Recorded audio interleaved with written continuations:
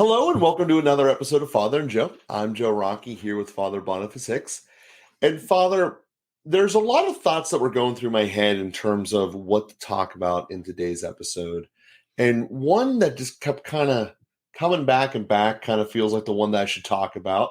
And it is actually that notion there of when you're thinking about something, but this thought or repetitive thing, maybe an outside force tells you something and you keep hearing things a certain way.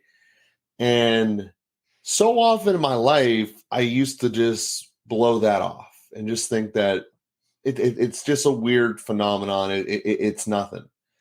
And I think probably because of the conversations I have with you on such a regular basis, I have started to give additional attention to thinking about, well, why does this thought keep coming into my head? Why do I keep thinking about, in some capacity, I need to reach out to whomever, my mom, my brother, whatever? Why do these thoughts keep popping in my head?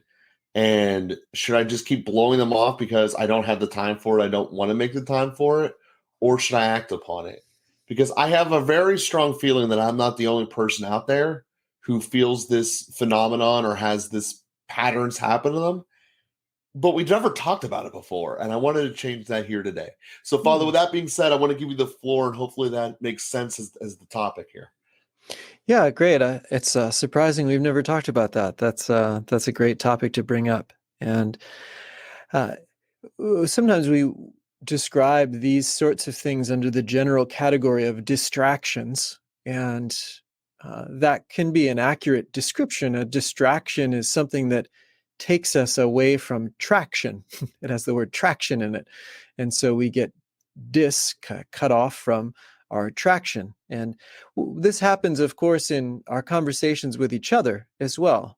You and I are talking, and then I suddenly remember something that I need to do, and then my attention is somewhere else, and then I suddenly have to come back. And hopefully I didn't lose too much of what you said so that I can actually answer what question you asked and not have to ask you to repeat yourself. So that kind of thing happens also, of course, in prayer. And maybe even more so because I don't have the sensory stimulation. With you, I'm hearing, so my eardrums are taking in sound, and I'm also seeing, my eyes are taking in light, and those sensory connections, sensory traction really helps me to maintain an inner traction as well. But in prayer, I don't even have that.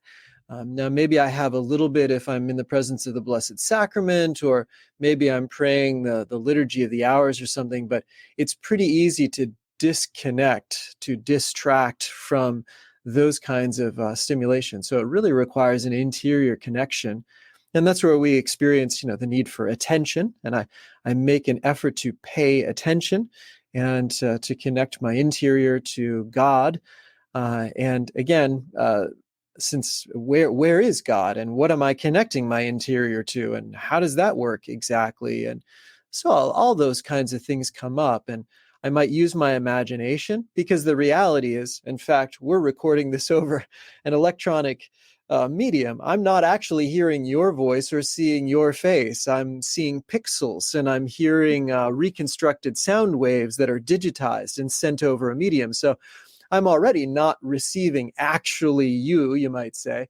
We're always being mediated by something. And furthermore, I'm actually forming some image of you inside of me. And so I'm taking you in some way, and I'm connecting to what you're saying, and I kind of know more about you than just the words you've just used. And so I'm sort of taking that all into a whole context of who you are and what you might mean by this and what you're asking. And so I internalize you in a way. And I do the same thing with God. I have some idea of who Jesus is. He's revealed himself to me. I've read the scriptures, I read theology, and then I have my own personal experience, and all of that comes together, and I internalize some kind of image of him, some sense of his person, reality, his presence, and then I'm interacting with that. But that interaction is tenuous, because it's in the realm of faith, and it's doesn't have all of the kind of sensory reinforcements to it. And so then it's easy for a thought, as you described it, to kind of get in there and disconnect me, to distract me from that interior image or that interior connection, that relational connection that I have. So what do I do in that case with this thought that just came in? Well, again, I think the analogy with a human relationship is helpful. If a thought came in while you're talking, I don't want to stop listening to you, but the thought that came in might actually be helpful for what we're talking about. And so I don't want to just ignore that thought either. I sort of catch it in some way and try to pay attention to you at the same time, and then see if those things fit together. And sometimes I say to you, well, a couple of thoughts come to me as you're talking. And then I try to incorporate those into a response, into the interaction, into our conversation. And sometimes they're obviously relevant, and there's an immediate way to connect them. Sometimes it seems a little bit more irrelevant, although we could say more about that. I don't want to go off on too much of a tangent, but a lot of times things aren't as irrelevant as we think they are. So, so the best thing is exactly what you said. Where did this thought come from? So to be curious about it is a great response when I'm in a human interaction or when I'm in a prayer interaction with God. Just being curious about it. Where did that thought come from? And just to notice that and pay attention to it. The alternative would be that I condemn it. And especially if it's a sort of unsavory thought or it really seems unrelated, then I might be more tempted to go, oh my gosh, where did that come from? Get rid of that. Get rid of that.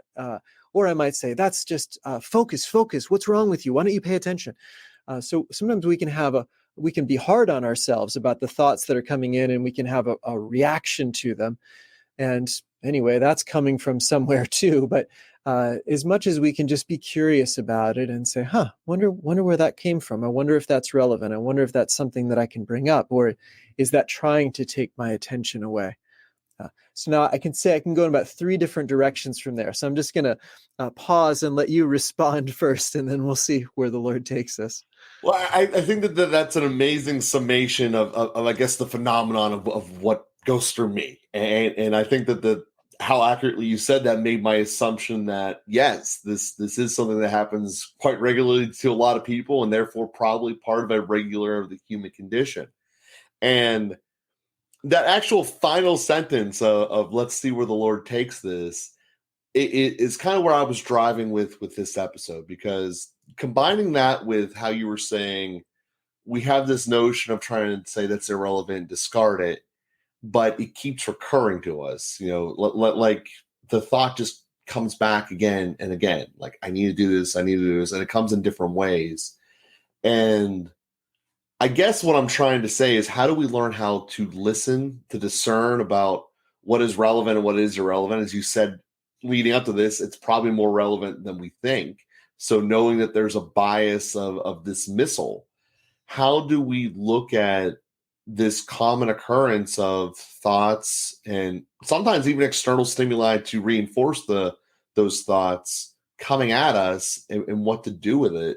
How should we deal with this reality of the human condition, I guess, is the ultimate question.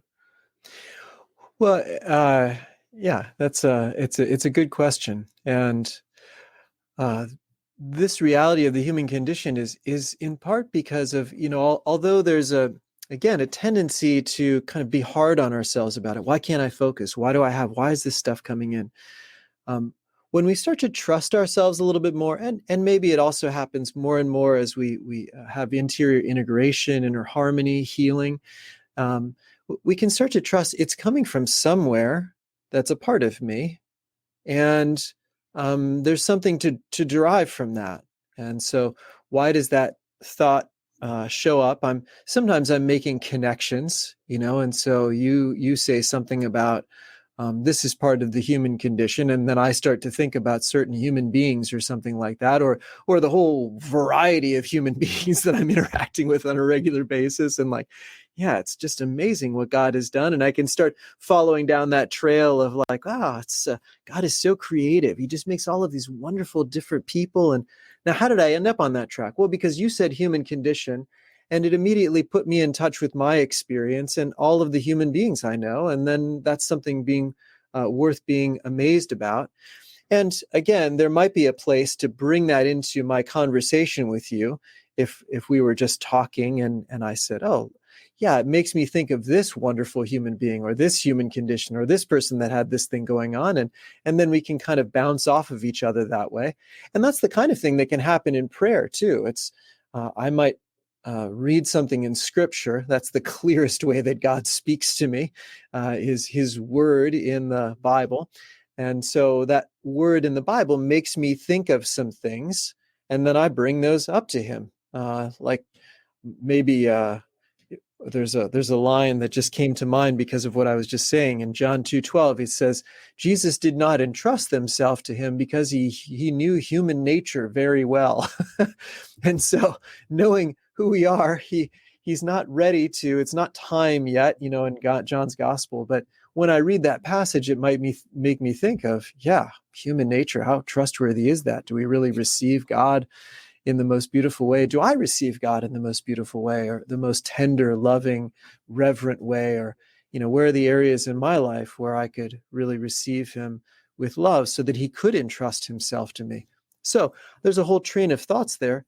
And those actually lead to very good prayer and might lead me to a place in my heart where I say, Lord, I just want to be able to receive you well. I love you so much, and I want to be a gentle landing place where you can find a home in me.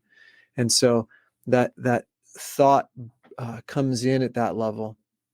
Maybe it leads me to thinking about, like, gosh, my mother sure wasn't able to receive me very well, and I can kind of get what Jesus is doing there, because I have, and maybe a memory comes up at that point that I wasn't received well, and it was painful in some way, and maybe that's an invitation then to bring God into that place, to feel some of those things. Maybe I haven't thought about it in a long time, and then to just hold that out to Jesus, and maybe another word then comes to me from him that, I love you in that place, and you can entrust that tender place to me.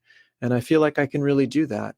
So again, these kinds of thoughts that come in are coming from our interior, and there are connections that are there that are worth being curious about and exploring. Now, it might also be the case that I'm there in prayer and I'm thinking about human nature, and then I think, I have to teach my class tonight, and I should really incorporate something about that in my class, or maybe sometime later in the semester. And I start planning my class out in the middle of prayer, and I think, okay, this is not the best way to spend my prayer time. I don't think I want to go here now. I'm just going to set that aside and kind of come back to the Lord. He didn't entrust himself to them because he knew human nature very well. And I just sort of start over, reset a little bit, reconnect with the Lord after kind of wandering off in some other place. And sometimes we have to recognize, and again, you can think in terms of your relationships with other people. It's interesting to pay attention to. Like there's sometimes I'm talking with people and I'm more inclined to get distracted by very random things, or I find myself having the impulse. I want to pick up my phone. I want to check something else. I want to disconnect. What's happening in that? There's something about that person that I'm resisting in some way, avoiding in some way. I don't want to listen. Different things that I can be aware of. And there's no point in condemning ourselves about any of that, just to notice it, first of all. What's going on in me? I get really distracted when I talk to this person. Okay, maybe there's something in me that's resisting or disinterested or unwilling to engage with that person. So let me look at that. Oh, well, I see that person is maybe a little bit erratic, or maybe they, one of our, some of our monks, I suppose, have, some difficulties with speaking in a straight line, and, things go around in a circle, and I'm sort of like, I want to check out until they get back to the point, and then I want to check back. Okay, so I wasn't even noticing that I do that until I started to notice, there are these different thoughts that are coming in. What am I doing? Oh, I'm disconnecting. Why am I doing that? Because I'm frustrated at how this message is being communicated. Okay, maybe I need a little bit of compassion there, and I'll reconnect that way. So anyway, all of these different thoughts are are not totally random. They're coming from somewhere, and they need to be noticed. Sometimes they need to be shared. And this is the kind of thing we can do with a good friend, or in spiritual direction and counseling, or someone we can really entrust with being a little more vulnerable with. Then we can sometimes share the thoughts, and that gives us sometimes a light will open up that helps us to understand where those things are coming from, or what I'm doing there. Yeah, and I love that you just gave a lot of real examples about how this happens to people and how it's normal. I think that that's incredibly powerful to have, because when we sit here, you think about, like, am I the only person who's going through this? As you mentioned there before, sometimes it's like, am I a bad person for realizing this, like, or for losing track, or as you said, even during times of prayer, why is my mind wandering? You gave a couple of different examples of that. I think that there's a lot of power, and ultimately, while we didn't talk about this specific topic before, we have talked about the element of being gentle and curious with yourself. And I think that that's one of the most important things that you really teach, Father, is because that's how we learn ourselves. And as long as throughout that process we are open to listening to God as well, it really brings everything together. And yeah, so maybe in that capacity, you're learning how to say, I need to be able to follow this guy, even though he's not telling the story in the way I want him to.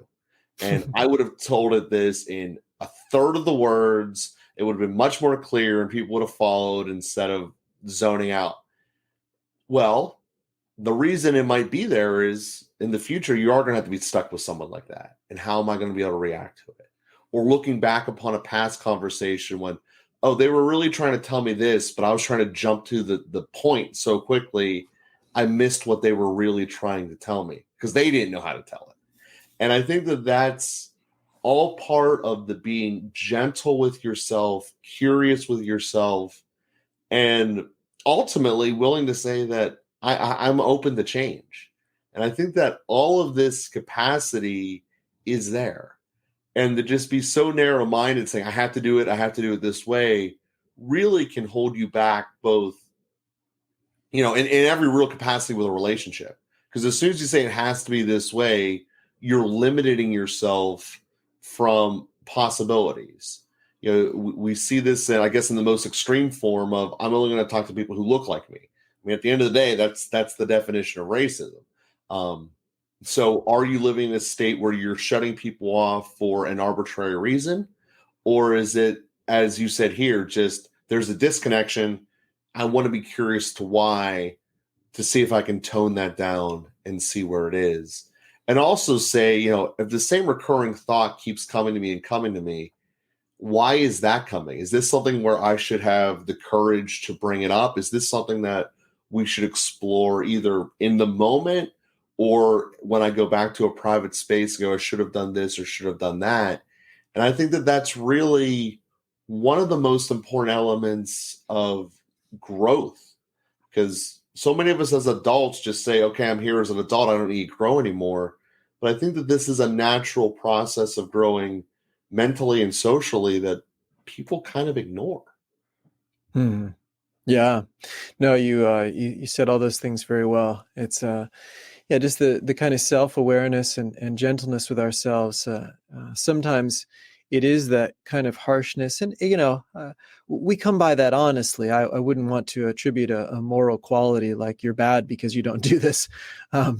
We've sometimes been kind of beaten up for our distractions, and then we beat ourselves up for our distractions, and so then we want to pretend like we don't have distractions, and so those kinds of things happen. The irony is that we can end up getting distracted by our distractions, in the sense that my mind starts to wander, and then I start to beat myself up over the fact that my mind is wandering, and that hasn't actually gotten me closer to reconnecting. That's led me farther away from that. Now, again, those things tend to happen without us consciously willing it, or sometimes even noticing it. So just the noticing process, and then the curiosity process, those are things to work towards. It's not just a matter of flipping a switch and making a decision and we get there tomorrow. And a lot of times, all the time, that builds on human beings who have reinforced that with us. And it may require that in the current moment, or there may have been somebody in your past that at least gave you that what I'm saying kind of connects because you've had some experience of someone who was just curious. They weren't attacking you for your thoughts or your change in conversation.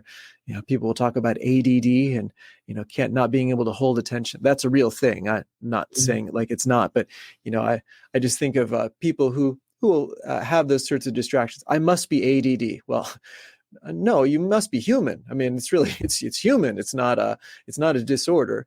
ADD is a disorder, but just getting distracted is not necessarily a disorder. It's just being human. But then for someone to receive you with compassion and say, yeah, it's okay. Where's that coming from? Tell me more about that thought that you just had. I'm really interested in that.